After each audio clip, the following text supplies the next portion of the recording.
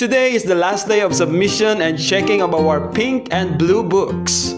So what's up everyone? Isang mapagpalang araw na naman sa lahat. This is Sir Chance once again, isang dating guro na nabully sa Pinas ngunit masayang masaya na nagtuturo dito sa Thailand.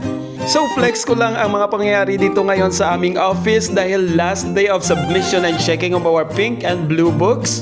And ano nga ba ang pink at blue books? Ito ay equivalent ng ating class record dyan sa Pilipinas. Aside sa attendance, naka-record din dito yung examination results at yung mga quizzes na nakuha ng aming mga estudyante. Ito ay binubuo ng 4 na kategorya, yung knowledge, yung process, yung attendance, at of course yung examination.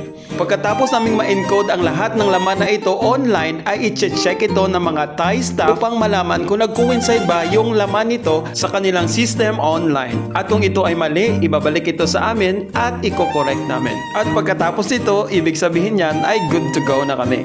Hi Teacher Scott, parang maraming mali tayo ngayong semester pero kaya yan. So bukas nga pala, officially wala na kaming gagawin after this. Pupunta na lamang kami sa paralan para mag-scan ng aming face to serve as our attendance for the day.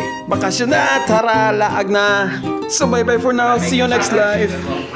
Nakalimutan ko palang sabihin na ang mga pink books ay para sa lower level na mata yung 1 to 3 at yung mga blue books naman ay para sa mata yung 4 to 6.